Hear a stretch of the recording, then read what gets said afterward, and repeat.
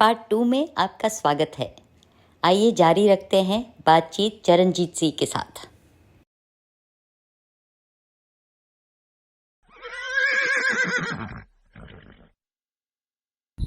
तो ब्रूडमेर तो आपने ली, फिलीज ली, फिर ब्रूडमेर ली। केसरिया कैसे आया आपके पास? केसरिया विदाउट प्लानिंग आया। और मैंने देखा है हमेशा जो जब भी अच्छे जानवर मिलते हैं ना, वो ढूंढने से नहीं मिलते, नसीब से आ जाते हैं। तो एक बार हम कुछ लोग फ्रेंड्स सब गए थे घोड़े देखने के लिए, और संदीप जी गढ़वी जिनके पास में केसरिया था उस टाइम पे, उनके फार्म पे गए और सब हमने देखा। तो तब केसरिया हमें काफ़ी अच्छा लगा घोड़ा। और फिर बाद में हमारे पास आ गया घोड़ा। तो लेकिन कोई ऐसा विचार नहीं था कि हमें ऑस्ट्रेलियन चाहिए, या फिर नसीब से हमारे पास आ गया। कितनी एज थी केसरिया की जब आप यहाँ लाए? हम जब लाए तो उस टाइम पे उसने 2 दांत करे ही थे, कुछ टाइम ही हुआ था, 2.5 साल के आसपास हुआ। और अब क्या एज है केसरिया की? अभी उसकी एज 6.5-7 साल होनी चाहिए। तो जब आप केसरिया को लाए थे तब आपने सोचा था कि उसको शो में एंटर करेंगे या शो में एंटर करने के बाद ये जीत जाएगा, ऐसा कुछ नहीं, दिमाग बिल्कुल में था? नहीं। हमने वो पर्पस से लिया ही नहीं था कि हम शो में लगाएंगे इसको। और एक्चुअली केसरिया तब मेरे पास इतनी ज्यादा कोई ब्रूडमेयर्स भी नहीं थी। मेरे पास 2-3 नॉर्मल घोड़ियां थी, और केसरिया में लेके आया था। मुझे राइडिंग का शौक है, और बाकी मैंने केसरिया को लेने के बाद तुरंत उसको शो जंपिंग के लिए तैयार करने के लिए मैंने अहमदाबाद उसको एक बुसीफेलस राइडिंग स्कूल शुरू हुआ था उस टाइम पे, वहां पे मैंने भेजा था। तो वहां पे अंडर ट्रेनिंग था घोड़ा, और पता चला कि सारंगखेड़ा का फेयर आ रहा है। तो हमने फ्रेंड्स ने डिस्कस किया कि चलो लेके जाते हैं, आजमाते हैं क्या होता है, देखते हैं। उस टाइम पे इतनी समझ भी नहीं थी कि शो के लिए घोड़े को कैसे ले जाते हैं, क्या शो के अंदर देखा जाता है, इतनी कोई समझ नहीं थी। शोज काफी देखे थे, लेकिन कभी जाना नहीं था कि किस बेसिस पे जजिंग होता है ये सब। तो हम ऐसे ही लेके गए घोड़े को, और हमने उसको 2 टीथ कैटेगरी में डाला था घोड़े को। और इसके पहले भी केसरिया ने मिल्क टिथ में नंबर लिया हुआ है साइला हॉर्स फेयर में। लेकिन वो एक छोटा सा फेयर होता है जालोर के अंदर, साइला एक जगह है वहां पे। तो ये सारंगखेड़ा तो पूरे हिंदुस्तान से घोड़े आते हैं, महाराष्ट्र, पंजाब से, सब जगह से, ये गुजरात शायद से। गवर्नमेंट का ऑर्गेनाइज्ड फेयर है। हाँ, ऐसा कुछ है, चतक हॉर्स फेस्टिवल।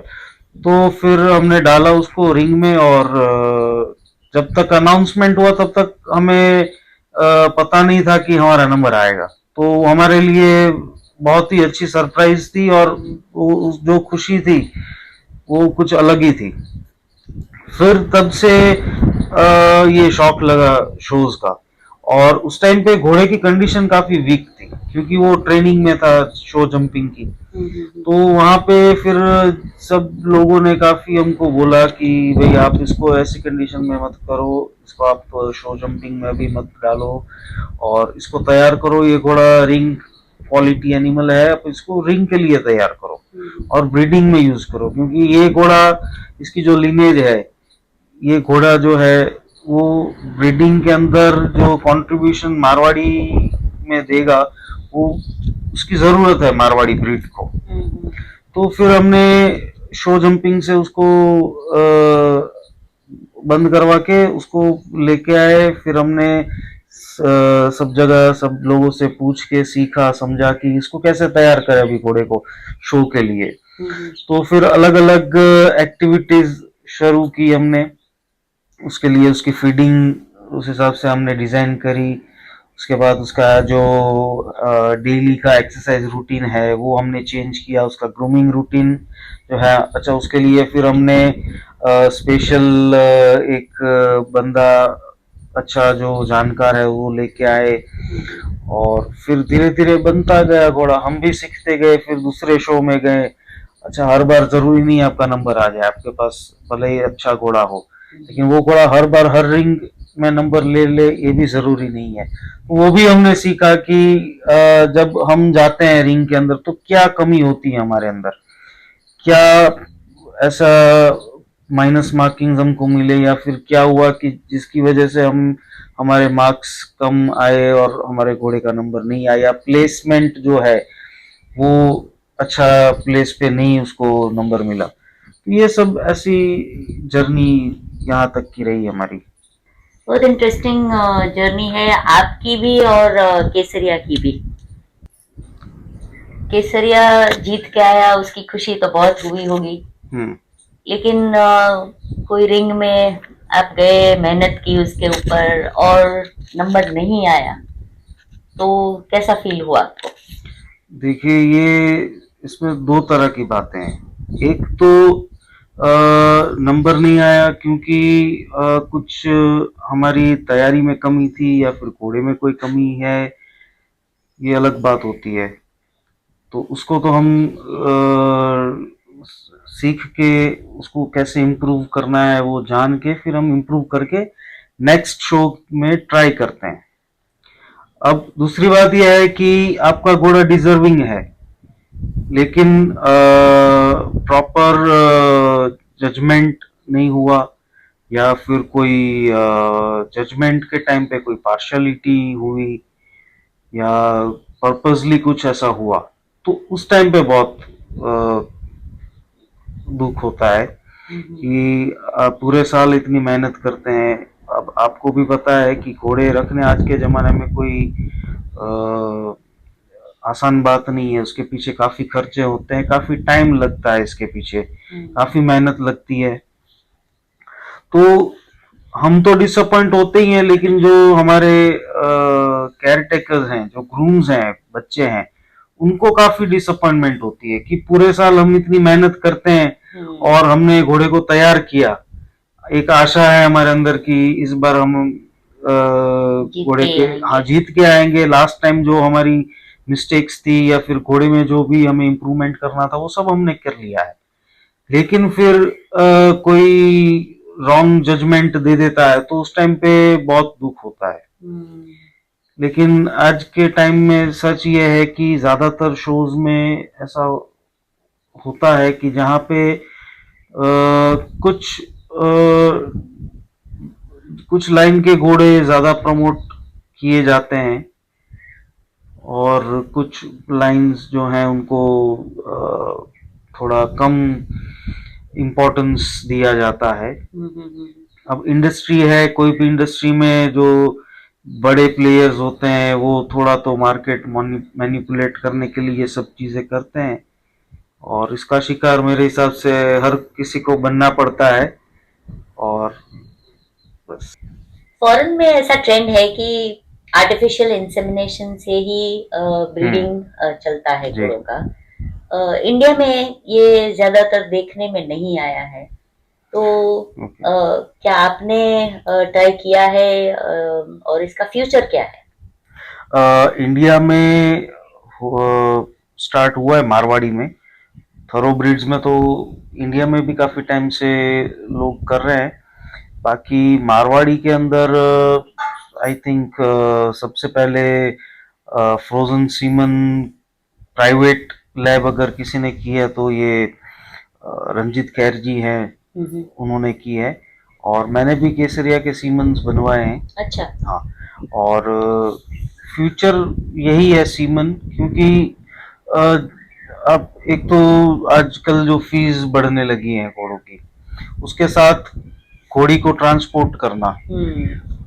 अब कोई घोड़ी है साउथ की, उसे पंजाब के घोड़े से कवर करानी है, अब 2-2.5 हजार किलोमीटर घोड़ी को ट्रैवल कराओ, आप उधर उसको स्टेबल करो, उसके बाद में आप लेके आओ, तो जो खर्चा हो रहा है दूसरा, जो ट्रांसपोर्टेशन में रिस्क है, एक्सीडेंट का भी रिस्क है, तो वो एक रिस्क एलिमिनेट हो सकता है। उसके अलावा कई घोड़ियाँ जो है वो व्हीकल के अंदर चढ़ने में प्रॉब्लम करती है। काफी सारे इश्यूज हैं जो आर्टिफिशियल इंसेमिनेशन से खत्म हो सकते हैं। अच्छा, स्टेलियन है, स्टेलियन के आप अगर हाइजीन पॉइंट ऑफ व्यू से देखिए तो स्टेलियन को आप साइमल्टेनियसली ब्रीडिंग में भी यूज कर सकते हैं, स्पोर्ट्स में भी यूज कर सकते हैं, ये भी एक बहुत बड़ा बेनिफिट है इसका।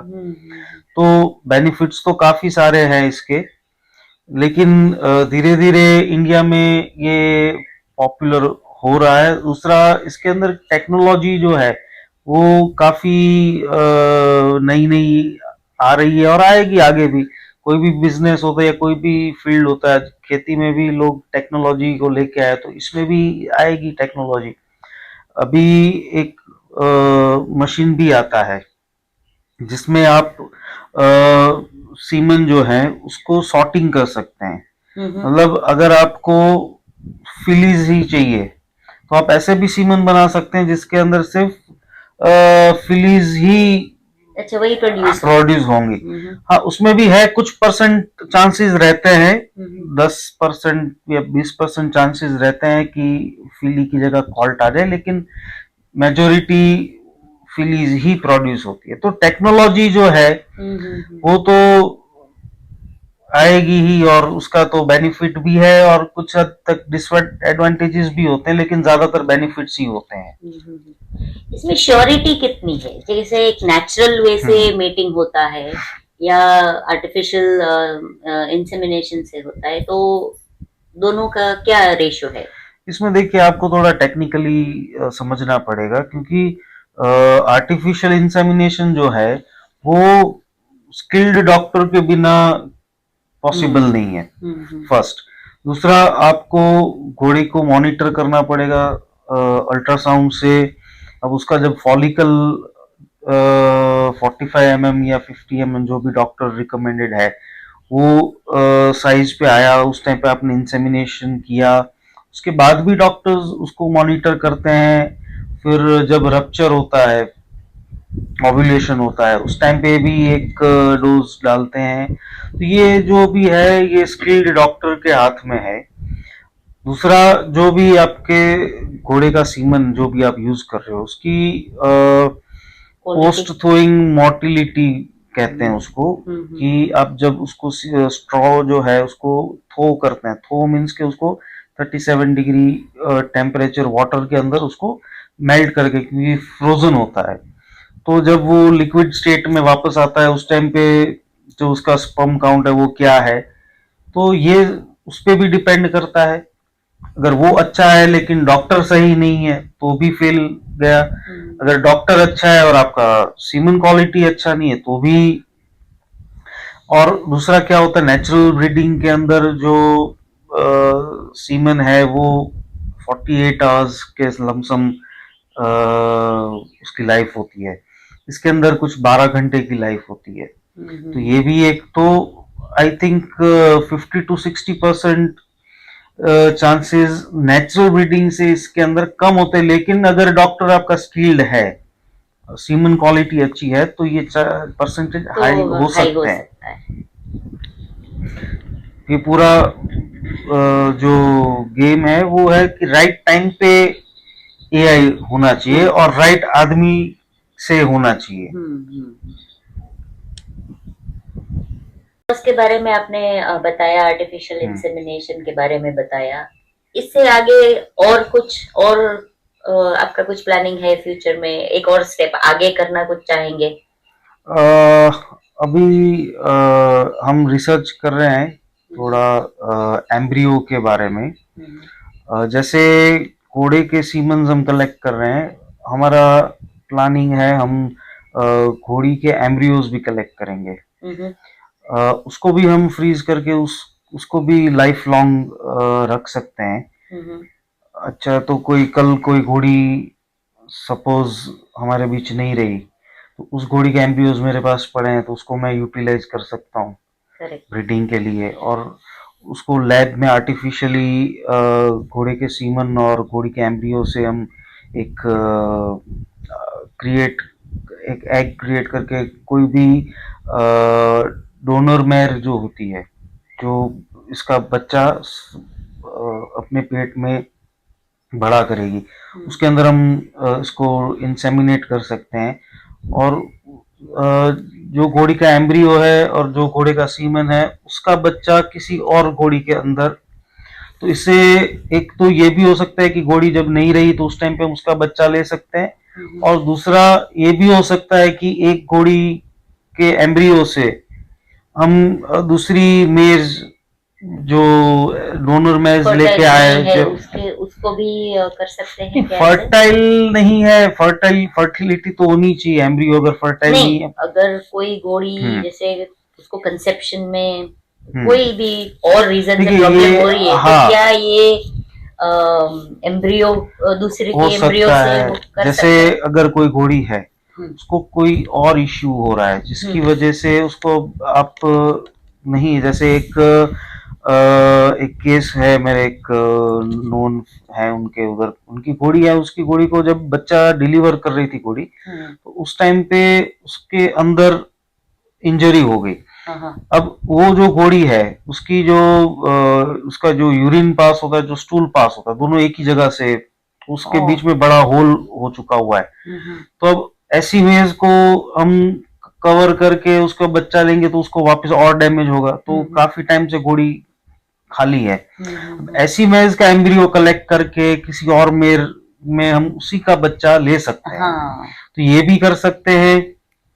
और एट ए टाइम एक मेयर के अलग अलग 4 घोड़ी या 5 घोड़ी के अंदर एक ही मेयर, और उसके अंदर अलग अलग कॉम्बिनेशन स्टैलियन के सीमन यूज करके हम अलग घोड़ी में उसको करके, ये सब देखिए इंसान जो चाहे वो कर सकता है, टेक्नोलॉजी का जमाना है, और ये सब चीजें फॉरेन में हो रही हैं। ये ज्यादातर इसलिए पॉपुलर हुई क्योंकि जो स्पोर्ट्स के घोड़े हैं, अब कोई घोड़ी है जो पोलो खेल रही है, वो रेसिंग में है, उसका ब्रीडिंग भी करना है और उसको स्पोर्ट्स में भी एक्टिव रखना है, तो इसके लिए ये सब चीजें। अच्छा, कोई बाहर से आप अरेबियन मेयर के है, उसको आप इंपोर्ट पूरी मेयर नहीं कर सकते, तो एम्ब्रियो आप इंपोर्ट कर ले तो सस्ता है, सीमन आप घोड़े का लेके आओ तो वो इंपोर्ट करना सस्ता है, तो इसके लिए ये सब चीजें बनी है।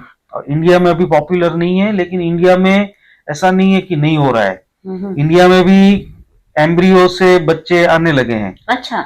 हाँ, मारवाड़ी में नहीं, लेकिन थरोब्रिड इंडस्ट्री के अंदर ये चीज हो रही है और सक्सेसफुल है ये चीज। तो दर्शकों, ह्यूमन बीइंग्स में आईवीएफ, इक्सी जैसी टेक्नोलॉजी, सरोगेसी, ये सब तो हमने सुना ही है। अब देखिए घोड़ों में भी होने लगा है। केसरिया के बच्चे देखने से ही पता चलता है, ये आपने बताया। जी। तो केसरिया के बच्चे कैसे हैं, थोड़ा ये बताइए। देखिए, केसरिया जिस लाइन से आ रहा है, उसकी जो खासियत है वो उसकी गर्दन और उसकी कान की सुंदरता, उसके मार्किंग्स, फेस प्रोफाइल, और यही चीजें केसरिया उसके बच्चों में आगे पास ऑन कर रहा है। आप कोई भी बच्चे देखेंगे केसरिया के, भले ही वो ऑर्डिनरी घोड़ी के हैं, आपको अच्छी रिफाइंड नेक मिलेगी, अच्छा मणिया होगा उसकी नेक में, लॉन्ग नेक होगी, फिर कान होंगे अच्छे, जो आजकल ट्रेंड है कुंडी वाले कान, वो केसरिया के सारे ही बच्चों में आते हैं। और फेस प्रोफाइल भी जैसी देवदरबार लाइन में आती है या फिर जैसी मारवाड़ी में प्रिफर की जाती है, वैसी फेस प्रोफाइल भी देता है, और अच्छी लेंथ के, अच्छी कंफर्मेशन के बच्चे आ रहे हैं। ज्यादातर बच्चे ब्लेज वाले आ रहे हैं केसरिया के। केसरिया के खुद भी अच्छा ब्लेज है, अति सुंदर के भी अच्छा ब्लेज है, उसके बच्चे भी ज्यादातर ब्लेज वाले ही आ रहे हैं। केसरिया की लाइन के बारे में थोड़ा बताइए, उसके फादर मदर। केसरिया का फादर अति सुंदर है और उसकी मदर केसर घोड़ी है। अति सुंदर के बारे में मैं आपको बताऊं तो अति सुंदर का सायर सुंदर है, और अति सुंदर की जो मदर है वो जालोर के एक गांव की बहुत अच्छी ब्रूड मेर, गांव का नाम थोड़ा भूल रहा हूँ, बहुत अच्छी ब्रूड मेर है। और केसरिया की जो मदर है केसर, केसर ने दो बच्चे दिए जो आज फेमस है, एक तो परमहंस, और परमहंस के बाद केसरिया। तो परमहंस और केसरिया दोनों की मदर एक ही है। और फादर साइड से आप देखिए तो परमहंस में सुंदर है उसका फादर, और इसका फादर अति सुंदर है। दोनों साइड से काफी सिमिलर लाइन है केसरिया और परमहंस की। और जो केसर घोड़ी है उसका सायर हीरा था जो आकुआ में था, और उसकी जो मदर है वो एक पंच कल्याण घोड़ी ब्लैक कलर की थी, वो भी अगेन आकुआ में थी, काफी अच्छी ब्रूड में थी।